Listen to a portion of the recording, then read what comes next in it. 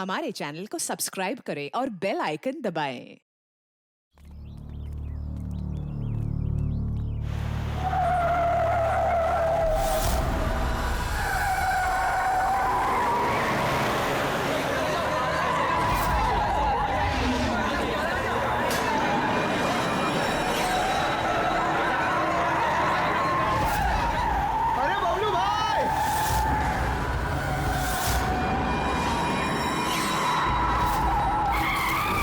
गाड़ी में कोई भी नहीं है।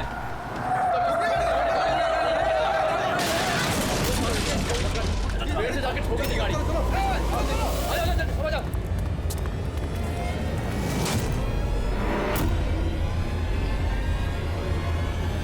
अरे बबलू भाई, अंदर तो देखो, ड्राइवर नहीं है। गाड़ी अपने आप कैसे चल रही थी?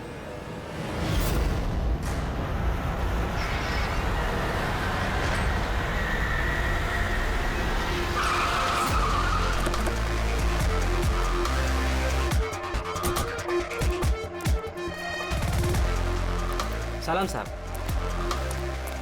क्या बात है? एक्सीडेंट के केस में सीआईडी को बुलाया तुम लोगों ने? सर मुझे लगा है नॉर्मल एक्सीडेंट नहीं है, इसीलिए। क्यों? ऐसा क्यों लग रहा है? सर आइए खुद ही देख लीजिए, आइए।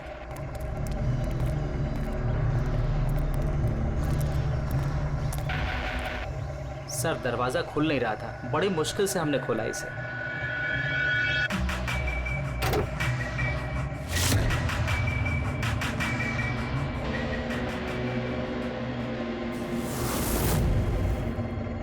ये पहले किसने देखा?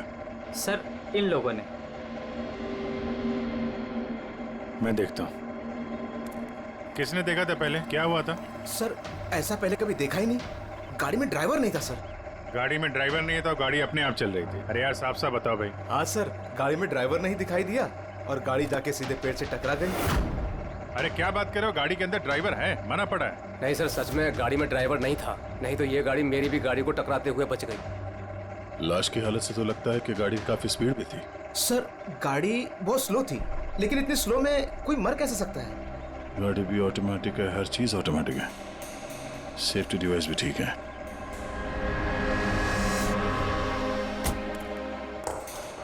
ये लोग तो बोल रहे हैं कि इन लोगों ने इसे ड्राइव करते हुए देखा ही नहीं।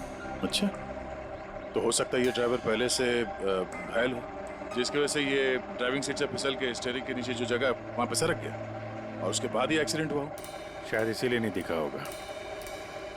कुछ पता चला कौन है? कुछ आईडी वगैरह? अरे हाँ, इसका नाम अमन है और उसका ये मोबाइल है पूरी तरह से टूट गया। और एक बात अभिजीत, ये गाड़ी ऑटोमेटिक है, ये देखो इंजन अभी भी ऑन है, ऑफ नहीं हो रहा है। हो सकता है जब ये एक्सीडेंट हुआ हो उसकी वजह से जो इम्पैक्ट हुआ उससे ये कार का कंप्यूटर क्रैश हुआ। यार ये लोग तो बोल रहे हैं कार बहुत स्लो थी जब टकराई। ऐसा इम्पैक्ट? कहीं कार के साथ कुछ छेड़छाड़ तो नहीं की गई? हो सकता है। ठीक है, गाड़ी को पुलिस गैराज भेजते हैं और इसको फोरेंसिक लैब। मैंने इस गाड़ी को अच्छी तरह से चेक किया है। इस कार को मॉडिफाई किया गया है, एक्स्ट्रा सेफ्टी फीचर्स दिए गए हैं। एक्स्ट्रा सेफ्टी फीचर्स जैसे कि? जो आम गाड़ियों में होता है उससे कहीं ज्यादा, जैसे कि एक्स्ट्रा एयर बैग्स, अच्छी क्वालिटी के शॉकअप्स, ज्यादा मजबूत कांच और अच्छी क्वालिटी के ज्यादा मजबूत सीट बेल्ट।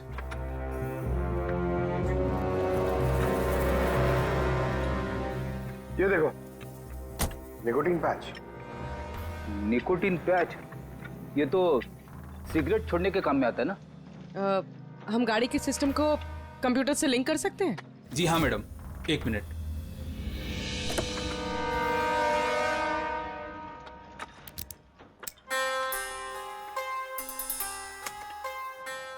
मैम, किसी ने सेटिंग चेंज किया है। कार के सॉफ्टवेयर को हैक किया गया है।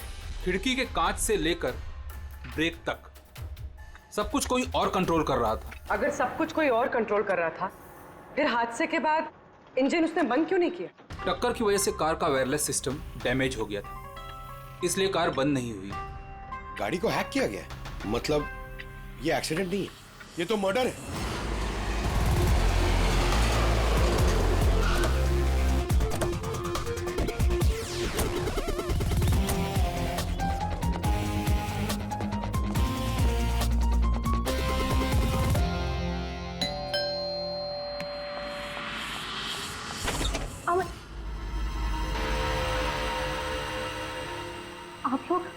सीआईडी।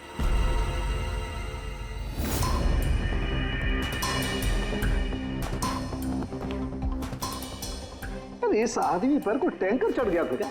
सारी की सारी हड्डियां टूट गई हैं। कोई टैंकर वैंकर नहीं चढ़ा था इसके ऊपर साउंड के। एक छोटा सा एक्सीडेंट हुआ था यार। छोटा सा? और वो भी किसी ने करवाया था। आपके पति अमन का एक्सीडेंट हुआ है और वो नहीं रहे। आपको कैसे पता? अमन को कार नहीं चलानी चाहिए थी। वो कभी कार नहीं चलाता था सर, क्योंकि उसे पता था कि छोटा सा झटका भी उसकी जान ले सकता है। पर आप लोग, मेरा मतलब है कि सीआईडी यहाँ पे। जी, क्योंकि हमें लगता है कि उनका खून हुआ है। खून? पर ऐसे कैसे हो सकता है सर? एक्सीडेंट से पहले तो अमन मुझसे फोन पे बात कर रहा था, हम दोनों फोन पे बात कर रहे थे कि अचानक फोन कट हो गया। मैंने बहुत ट्राई किया लेकिन फोन नहीं मिला। मैं समझ गई थी कि कुछ तो ठीक नहीं है। अमन कभी भी खुद गाड़ी ले जाकर इतना बड़ा जोखिम नहीं उठा सकता था। खुद ड्राइव नहीं करते हैं तो ड्राइव कौन करता है? सर, हमारा एक ड्राइवर है। कहाँ वो ड्राइवर कहाँ है अभी? उसकी तबीयत खराब थी, इसलिए वो छुट्टी पर है। कहीं उस ड्राइवर नहीं तो कुछ गड़बड़ नहीं गई गाड़ी में? नहीं सर, हमारा ड्राइवर बहुत ही भरोसेमंद इंसान है। वो ऐसा कभी नहीं कर सकता। पिछले 15 साल से वो हमारे लिए कार चला रहा है। सर, इसके शरीर पर 7 जगह हड्डियों के टुकड़े टुकड़े हो गए। 43 जगह हेयरलाइन फ्रैक्चर्स हैं और 21 जगह माइन्यूट फ्रैक्चर्स हैं। और हैरानी की बात तो ये है कि इसके पहले भी इसके शरीर पर बहुत सारे फ्रैक्चर्स हो चुके थे जो अब हील हो गए। बस इन हड्डियों के टूटने की वजह से इसके शरीर के नाजुक अंग जैसे हार्ट, फेफड़े, ये सब डैमेज हो गए और मौत भी शायद इसी वजह से हुई है। साळुंखे, ये जो निशान है स्क्वेरिश, ये कैसे निशान है? बस ये निकोटिन पैचेस के निशान है। इसके शरीर पे बहुत ज्यादा है। इसे सिगरेट पीने की लत थी और वो इसे छोड़ना चाह रहा था। Nicotine patches? अच्छा। और फिर यार अभी तारिका ने बताया कि इसके शरीर पर पुराने फ्रैक्चर्स के निशान भी हैं, बहुत सारे। ये पुराने फ्रैक्चर्स का क्या मतलब हो सकता है? अमन को ड्राइविंग तो आती थी ना? हाँ सर। तो फिर जोखिम किस बात का? अमन मेरे या आपकी तरह नहीं था सर। छोटे से छोटा झटका भी उसकी जान ले सकता था। ड्राइविंग की वजह से उसकी जान को खतरा था। इसीलिए हमने कार में भी काफी मॉडिफिकेशंस करवाई थी और ड्राइवर को भी कहा था कि कार आराम से चलाए। छोटा झटका भी उसकी जान ले सकता था? क्या मतलब? क्या कुछ था उसको? कोई प्रॉब्लम थी? सर, अमन का शरीर कमजोर था, नाजुक था। यार तू क्या कर रहा है साउंड के? अरे तू ये ऑस्टियोजेनेसिस इम्परफेक्ट है। ऑस्टियोजेनेसिस इम्परफेक्ट मतलब ब्रिटल बोन डिजीज? एग्जैक्टली, भंगुर अस्थि रोग। मतलब इसकी हड्डियां भंगुर हैं।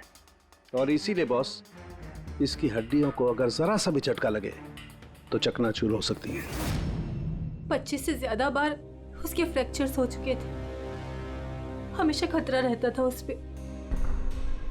मुझसे जितना हो सके मैं उसकी सुरक्षा का ख्याल रखती थी ताकि उसे कोई झटका न लगे। घर में, कार में हमेशा उसकी सुरक्षा का ध्यान रखती थी। यहाँ तक कि जब अमन को पता चला कि सिगरेट पीने से हड्डियाँ कमजोर होती है तो अमन ने पूरी कोशिश की सिगरेट छोड़ने की। तभी इतने मामूली एक्सीडेंट से भी ये हाल हो गया था शरीर का। लेकिन वो अचानक गाड़ी लेके कहाँ गया था? सर, मुझे नहीं पता, लेकिन जब वो अकेला गाड़ी लेकर चला गया तो मुझे उसकी बहुत चिंता हुई और मैंने अमन को फोन किया। हेलो अमन। या बेबी बोलो। अच्छा, तो तुम खुद ड्राइव कर रहे हो। तुम्हें पता है ना तुम्हारा ड्राइव करना कितना ज्यादा खतरनाक है, लेकिन तुम मेरी बात सुनते तक नहीं। वैसे ऐसा कौन सा जरूरी काम था जिसके लिए तुम खुद गाड़ी लेकर निकल गए? ड्राइवर तक का वेट नहीं किया गया तुमसे। जरूरी था स्वीटहार्ट, लेकिन तुम परेशान मत हो, मैं गाड़ी आराम से ही चला रहा हूँ। अमन, मुझे ऐसा क्यों लग रहा है कि तुम मुझसे कुछ छुपा रहे हो? देखो सुप्रीति, मैं मानता हूँ कि मैं सारी बातें तुमसे शेयर नहीं कर पा रहा, लेकिन इसका मतलब ये नहीं कि तुम उल झुल बातें सोचने लग जाओ। है कुछ प्रॉब्लम्स, मैं उन्हें सॉल्व कर लूँ, फिर तुम्हें सब कुछ बता दूंगा। प्रॉब्लम्स? तुम अभी क्यों नहीं बता सकते मुझे? क्योंकि ये सब खतरनाक है, वो लोग बहुत खतरनाक हैं, मैं तुम्हें नहीं बता सकता। खतरनाक लोग? Oh no. Aman, Aman, hello. कौन सा प्रॉब्लम? और ये किन खतरनाक लोगों की बात कर रहे थे वो? कुछ पता है आपको? सर, मैं कुछ नहीं जानती। अमन की किसी से कोई दुश्मनी, कोई बिजनेस राइवलरी वगैरह? इस बारे में मुझे कुछ भी पता नहीं, लेकिन हाँ, मयंक और नेहा आपकी शायद कुछ मदद कर सकते हैं। मयंक और नेहा? ये कौन है ये लोग? मयंक पेशे से एक वकील है और अमन का दोस्त भी, और नेहा अमन की सेक्रेटरी थी। अच्छा, ये मयंक का ऑफिस कहाँ है? अमन सर का खून? आप? मैं नेहा, अमन सर की सेक्रेटरी। लेकिन अमन की मौत तो एक्सीडेंट में हुई है ना? जी, मौत तो एक्सीडेंट में हुई है, लेकिन एक्सीडेंट अपने आप नहीं हुआ है। करिए बताइए कि आप दोनों मिस्टर अमन को कब से जानते हो? मतलब कब से काम कर रहे हो उनके साथ? सालों से। हम लोग साथ में काम ही नहीं करते थे, बल्कि बहुत अच्छे दोस्त भी थे। अमन की बीमारी की वजह से ज़्यादातर बिजनेस वगैरह मैं ही हैंडल करता था। और नेहा जी आप? सिर्फ मैं और मयंक सर ही तो थे, अमन सर का पूरा बिजनेस संभालते थे। वैसे बिजनेस क्या है उनका? इन्वेस्टमेंट का बिजनेस है। हम लोग अलग अलग कंपनीज में पैसे लगाते थे, और जब वो कंपनीज में मुनाफा होने लगे तो अपना परसेंटेज वापस ले लेते थे। ऐसी 50 कंपनीज है जहाँ पर पैसे लगाए थे अमन ने। किस तरह का कंपनीज में इन्वेस्ट करते थे ये? वैसे तो कई सारी कंपनीज में पैसे लगाए थे, लेकिन उनकी सबसे ज़्यादा दिलचस्पी 20-30 फार्मास्यूटिकल्स कंपनीज में थी। फार्मा कंपनी या दवाइयों की कंपनी? जी, ये कंपनीज बहुत नुकसान में चल रही थी, लेकिन आपको तो पता ही होगा अमन की बीमारी के बारे में। और ये कंपनीज उसी बीमारी का इलाज निकालने की कोशिश कर रही थी, और अमन का सपना था कि इस बीमारी का इलाज संभव हो जाएगा तो किसी और को वो तकलीफ नहीं उठानी पड़ेगी जो उसे थी। और सर, अभी तो उन कंपनीज में फ़ायदा भी होना शुरू हो गया था। कोई दुश्मनी, किसी से कोई लड़ाई झगड़ा? नहीं सर, ऐसा तो कुछ नहीं था। अगर कुछ होता तो वो मुझे ज़रूर बताते थे।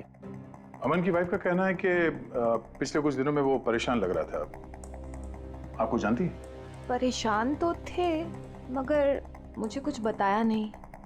मुझे लगा काम का प्रेशर होगा बस। आपने बताया था कि दवाइयों की कंपनी जो नुकसान में चल रही थी, उनमें से कुछ को फायदा होने लगा था। सबको नहीं सर, शायद एक को। मुझे उसकी डिटेल चाहिए। जी, मुझे अकाउंट चेक करना होगा। ठीक है। और मुनाफे के अलावा कोई ऐसी बात जो आपको अलग लगी या फिर कुछ अजीब सी हो, वो भी बता दीजिएगा।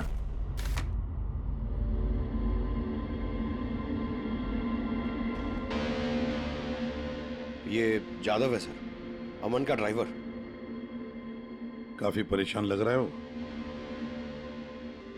देखते हैं।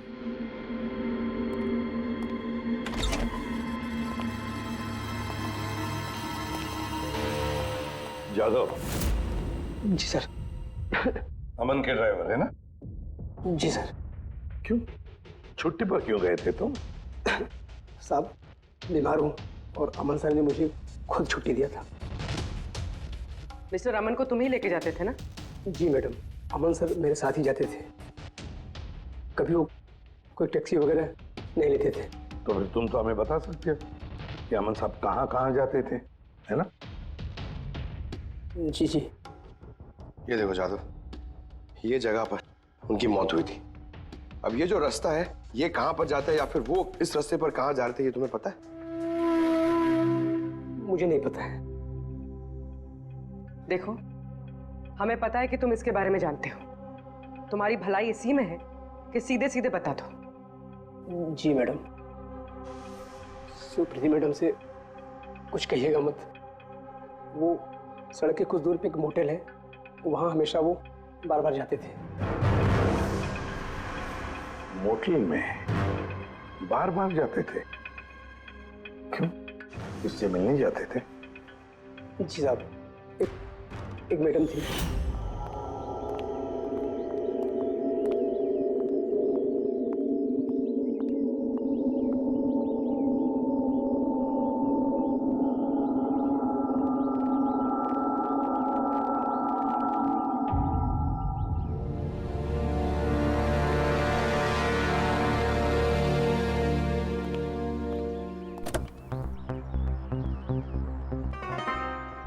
सुन जादव, ये जो कुछ भी तुमने देखा इस बारे में किसी से कुछ मत कहना, सुप्रीति भाभी से भी नहीं, समझे?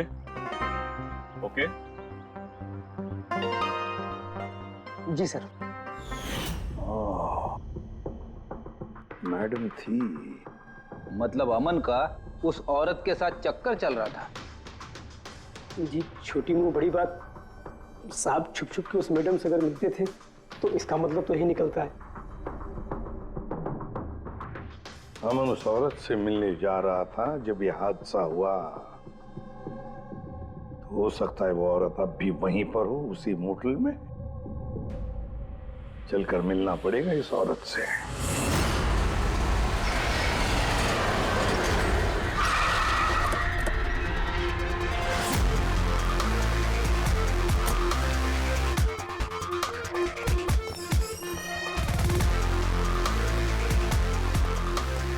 Excuse me? Yes madam, how can I help you? हम किसी से मिलने आए हैं। लेकिन आप लोग हैं कौन और किससे मिलना है आप लोगों को? हम लोग सीआईडी से। ये आदमी, ये आपके मोटेल में आता जाता रहता है? हाँ मैडम। किससे मिलने आता है?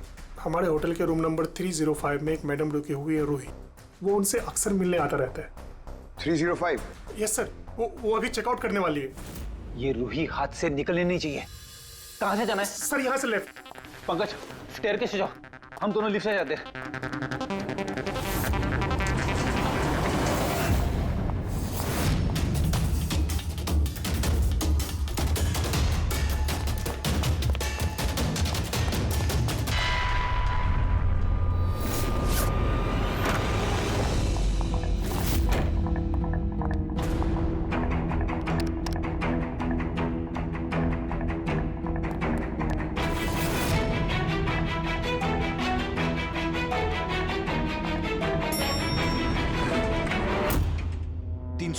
सर उधर।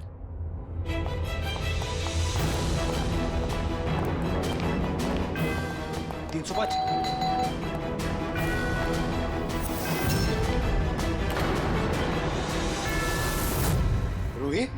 नो। ए, रुको! पूर्वी! रूही, मुझे मत मारो, प्लीज। रुको। रूही, रूही, रूही, रूही, रूही, रुको, रूही।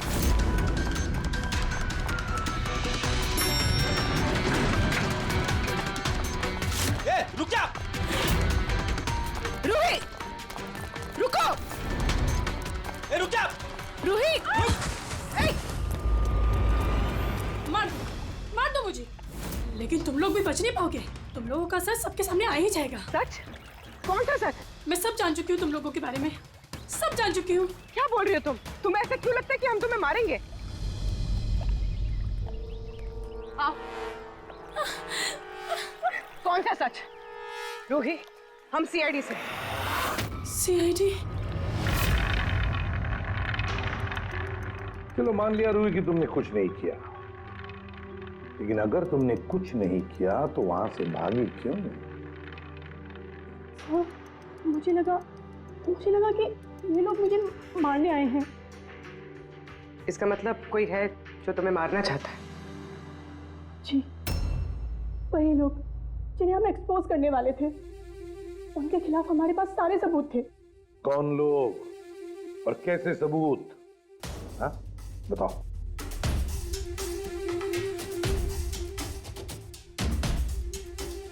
इसे तुम जानती हो ना, यमन है ना, इसी के साथ तुम मिलकर काम करती थी, इसी के साथ मिलकर तुम उन लोगों को एक्सपोज करने वाली थी जिसकी वजह से अमन की जान चली गई। देखो भी, अब शायद तुम्हारा नंबर है, वो लोग तुम्हें मारेंगे। सर मैं मरना नहीं चाहती, सर। तो फिर बताओ जल्दी, कौन लोग हैं वो? उनका राज छुपाने से वो तुम्हें छोड़ेंगे नहीं। सर,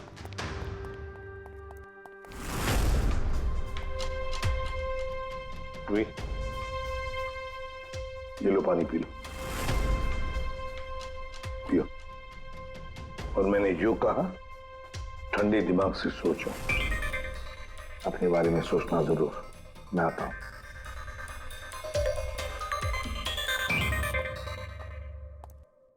घबराई हुई है, डरी हुई है। लेकिन अब डरने की क्या जरूरत है सर? अब तो सीआईडी के पास है वो। लेकिन सर वो हम पे भरोसा नहीं कर पा रही, थोड़ा वक्त लगेगा। से जो अमन का वकील है मयांक, उससे क्या पता चला? सर अमन ने बहुत सारी दवाई की कंपनियों में पैसा लगाया था, लेकिन वो सब की सब घाटे में चल रही थी। एक कंपनी है जिसने अभी अभी फाइनली फायदा करना शुरू किया था, CRM फार्मास्यूटिकल। और सर ताजुब की बात यह है कि अमन ने पिछले हफ्ते ही इस कंपनी के साथ जितने भी डीलिंग्स है वो सब तोड़ दिए, और मयंक भी इस बात से काफी हैरान था। वही तो समझ में नहीं आ रहा है कि इस अमन ने जब ये कंपनी लॉस में जा रही थी तब उसके साथ तो डील नहीं तोड़ा, और जब ये कंपनी प्रॉफिट कर रही है तब डील तोड़ने जा रहा है। और सर वो मयंक से कभी कोई बात छुपाता नहीं था, उसने ये बात मयंक को बताई भी नहीं। हाँ सर, मयंक ने उसका भरोसा तोड़ दिया होगा सर। आओ जरा। रोही, CRM फार्मास्यूटिकल्स के साथ जो अमन की डील थी वो तुम्हारी वजह से कैंसिल हो गई है ना? वरना उसके पास ऐसी कोई वजह तो थी नहीं। अब सच सच बता दो कि डील तुमने क्यों तोड़वाई? क्योंकि उसने मेरे भाई का खून किया। भाई का खून? सर, मैं जिस शहर से आई हूँ उस शहर में बहुत पोल्यूशन है। मेरे भाई को पोल्यूशन से बहुत एलर्जी थी, उसे सांस लेने में बहुत तकलीफ होती थी। वो तो सिर्फ दवाइयों पर ही जिंदा था। एक मिनट, और वो दवाइयाँ थी CRM फार्मास्यूटिकल कंपनी की, हैं? जी सर, और सबकी सब नकली थी। मेरे भाई के ऊपर कोई असर ही नहीं कर रही थी, और ये बात हमें बहुत लेट पता चली, और मेरे भाई की जान चली गई। तुम्हें कैसे पता चला कि वो दवाई नकली थी? सर, मैं खुद एक प्राइवेट कंपनी में केमिस्ट हूँ। जब ये दवाइयाँ मेरे भाई पर असर ही नहीं कर रही थी तो मुझे शक हुआ कि क्या बात हो सकती है, तो मैंने उन दवाइयों को खुद से टेस्ट किया और मेरा शक बिल्कुल सही निकला। सारी दवाइयाँ नकली थी। नकली थी मतलब? सर, हर एक दवाई एक खास केमिकल से बनती है, और जिस दवाई की मेरे भाई को जरूरत थी वो केमिकल तो उस दवाई में था ही नहीं, जिसकी वजह से वो दवा उस पर असर भी नहीं कर रही थी। और अमन इस कंपनी में एक इन्वेस्टर था। जी सर, इसलिए मैं उससे मिलने भी गई थी, लेकिन वहां जाके पता चला कि इसमें तो उसका हाथ है ही नहीं, और उसने मुझसे प्रॉमिस किया कि वो मेरी इसमें मदद करेगा। अरे सर, आप यहाँ कैसे? कोई काम था क्या? हाँ, ये मेरी असिस्टेंट रूही है। हेलो। इसे देखना था कि दवाइयाँ कैसे बनती हैं। देख सकते हैं? कैसी बात कर रहे हैं सर? आपको कैसे मना कर सकते हैं? आइए मैं दिखा देता हूँ आपको। एक काम कीजिए, आप मेरे साथ बॉस के यहाँ चलिए, रूही अपने आप देख लेगी। रूही तुम जाओ। मैम आइए। एक मिनट सर, ज्यादा आगे मत जाना, आप यहीं तक देखना। आइए सर, मैं लेकर चलता हूँ। आप आइए। आइए सर।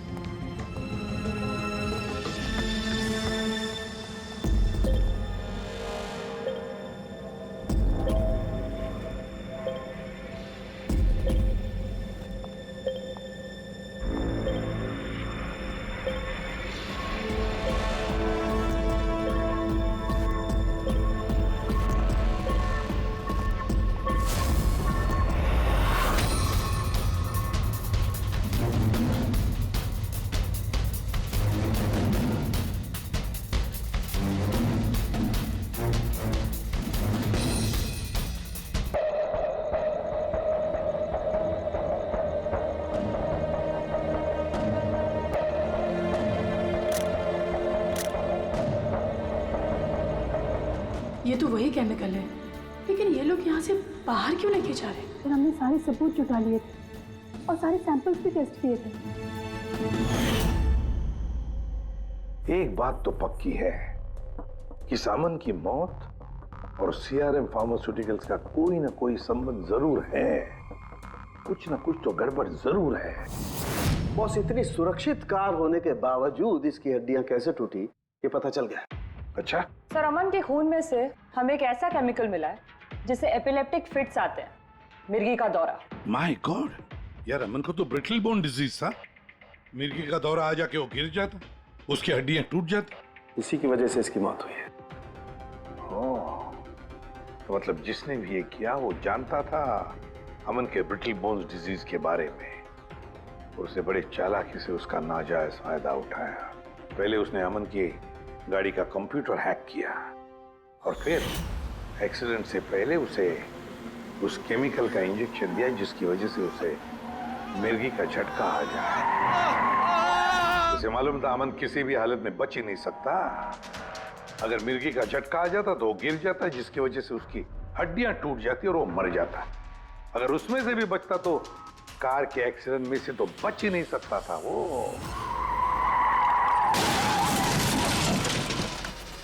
समझ कि मिर्गी का दौरा पड़ने वाला जो ड्रग है कितनी देर बाद असर करता है? बस कुछ घंटे तो लगते हैं। मतलब ये ड्रग अमन को एक्सीडेंट से कुछ घंटे पहले ही दिया गया था। सर कहीं ऐसा तो नहीं कि किसी ने इसे नींद में इंजेक्शन दे दिया हो सकता है। बस एक काम करते हैं, इस अमन की बॉडी को फिर से एक बार अच्छी तरह से चेक करते हैं, देखते हैं कहीं कोई इंजेक्शन का निशान तो नहीं है। तारिका? Yes sir. अच्छा शाम की सीआरएम कंपनी की नकली दवा के बारे में क्या पता चला? बॉस उन नकली दवाइयों में एम्फेड्रिन नहीं है। ओह, मतलब रूही सही कह रही थी। सर ये कुछ केमिकल्स की लिस्ट है जो सीआरएम कंपनी ने पिछले महीने मंगाई थी। माय गॉड बॉस, इसमें तो वो केमिकल सबसे ज्यादा मात्रा में जो सीआरएम की दवाई में होना चाहिए था, 500 गैलन। 500 गैलन तो बहुत बड़ी गड़बड़ है, बहुत ही बड़ी गड़बड़ है। पंकज, अभिजीत और दया से कहो कि सीआरएम कंपनी में जाए और वहां से मुझे फोन करें। और फ्रेडी, तुम और पूर्वी अमन के घर जाओ और पता लगाओ एक्सीडेंट के दिन अमन से कौन कौन मिलने आया था। इंजेक्शन? सर, अमन तो इंजेक्शन से बहुत डरता था। ऐसा हो ही नहीं सकता कि वो खुद को इंजेक्शन लगा ले। अपने आप नहीं लगवाया होगा तो किसी डॉक्टर से लगवाया होगा। नहीं सर, अमन तो इंजेक्शन के नाम से कोसों दूर भागता था और उसकी हेल्थ बिल्कुल ठीक थी। अगर कोई भी प्रॉब्लम होती तो वो कम से कम मुझे बताता।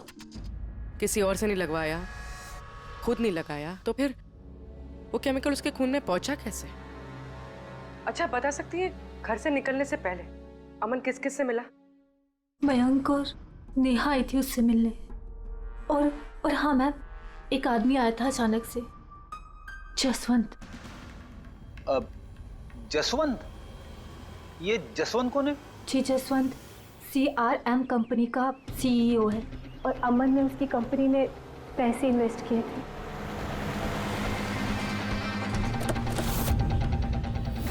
मिस्टर जसवंत, आप अमन के घर गए थे उससे मिलने के लिए उसके एक्सीडेंट के कुछ घंटे पहले? जी सर, मैं गया था लेकिन मिल नहीं पाया था। तो दरअसल उनकी वाइफ ने मुझे बताया कि वो सो रहे हैं, तो मैंने सोचा वो शायद मुझे अवॉइड करना चाहते होंगे, तो मैं वापस चला आया। पापा, अमन ने हमारे साथ बिजनेस डील कैंसिल की, फिर भी आप उससे मिलने गए थे? जी बेटा, क्योंकि मैं उनको वापस लाना चाहता था। सर वो हमारी नई यूनिट के लिए बहुत जरूरी था। तो जसवंत जी, जब आप अमन से मिलने उसके घर गए तो वाइफ सुप्रीति के अलावा वहां कोई और भी था? मैं जब गया तब तो वहां कोई नहीं था, लेकिन हाँ जब मैं वहां से निकला तो उनके लॉयर मिस्टर मयंक और सेक्रेटरी नेहा, वो दोनों जरूर उनके घर आए थे। अच्छा ठीक है, थैंक यू वेरी मच।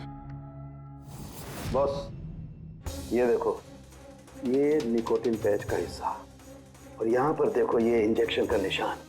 खूनी ने यहीं से वो मिर्गी के दौरे वाला इंजेक्शन इसे दिया है। इसका ये हिस्सा सुन्न करके, हाँ, और वो इस पैच के जरिए। इसे इमला पैच कहते हैं। इमला पैच? ये बच्चों को इंजेक्शन लगाने से पहले लगाते हैं ताकि वो पर्टिकुलर एरिया सुन पड़ जाए और उन्हें दर्द ना हो। अब बस ये इमला पैच और ये निकोटिन वाला पैच, ये देखो बस, ये दोनों पैच एक जैसे दिखते हैं, बिल्कुल एक जैसे। हाँ, खूनी ने इस निकोटिन वाले पैच की जगह ये एमला पैच इसके हाथ पर लगाया, इसके हाथ का ये हिस्सा सुन्न कर दिया और बाद में मिर्गी के दौरे वाला इंजेक्शन यहाँ से लगा दिया, शायद तब जब वो सो रहा था। हाँ सर, ये कर कौन सकता? जसवंत तो एक हफ्ते से अमन को मिला भी नहीं। तो फिर सर वो मयंक या फिर नेहा, वो तो नहीं। पंकज, ये खेल कौन खेल रहा है तो हम पता लगा ही लेंगे। अब हम भी एक खेल खेलेंगे, एक ऐसा खेल जिसमें जीत सिर्फ हमारी ही होगी, हमारी जीत।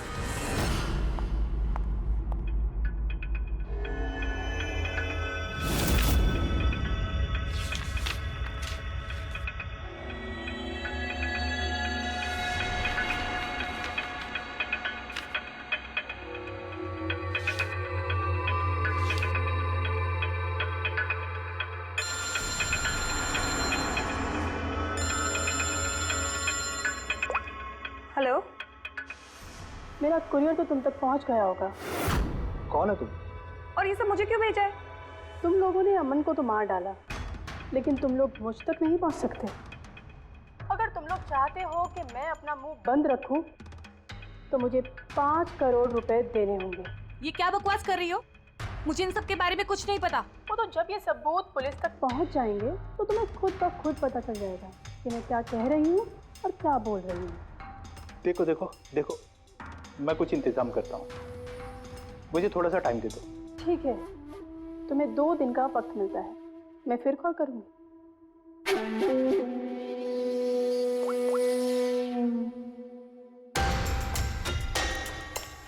तो मास्टरमाइंड ये मयंक है।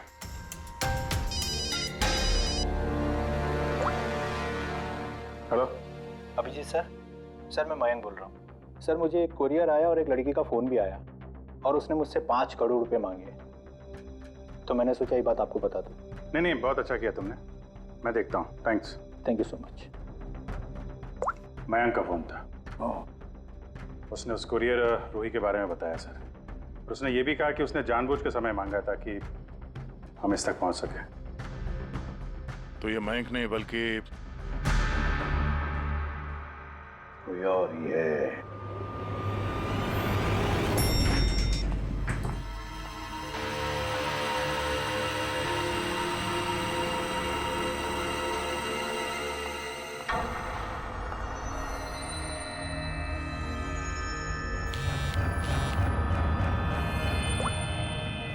हाँ सर।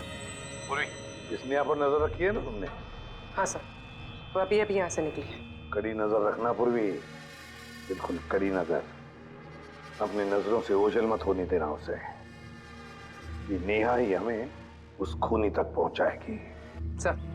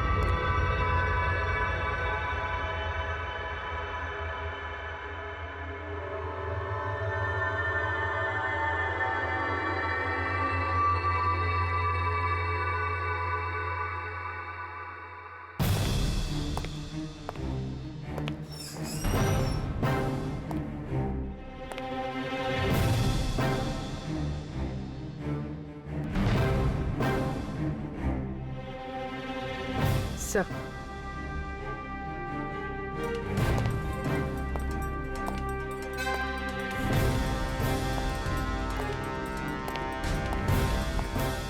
क्या हुआ? इतनी जल्दी में क्यों बुलाया? क्या है ये सब? ये सब क्या है?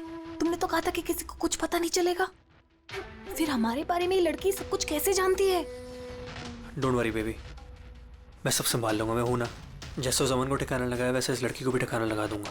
तुम टेंशन मत लो, ओके?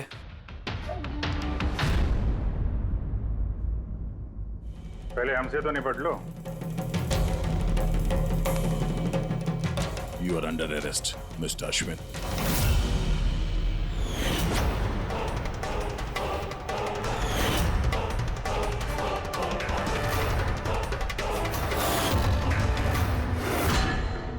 अश्विन के पास तो वजह थी।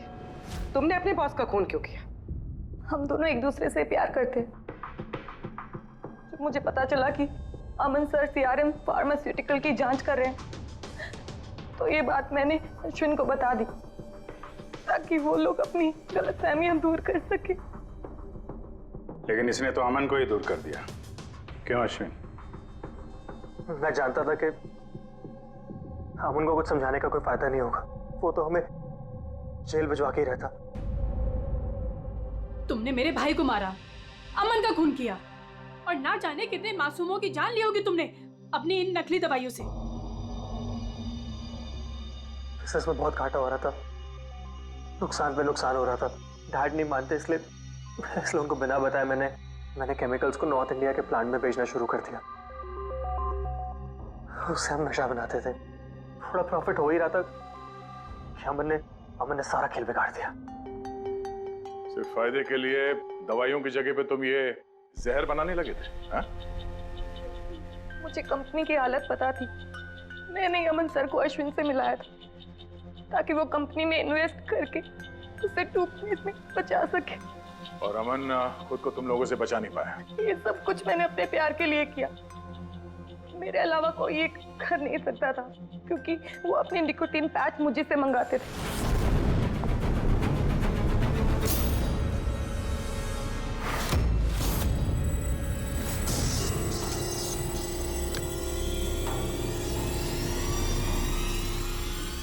उसके अगले दिन जब हम अमन के घर पर गए।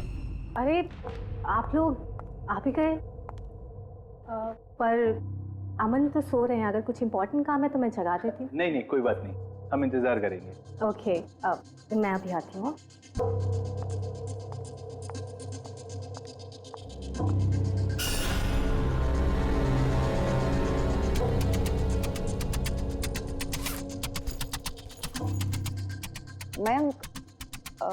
मैं जरा वॉशरूम होकर आऊं।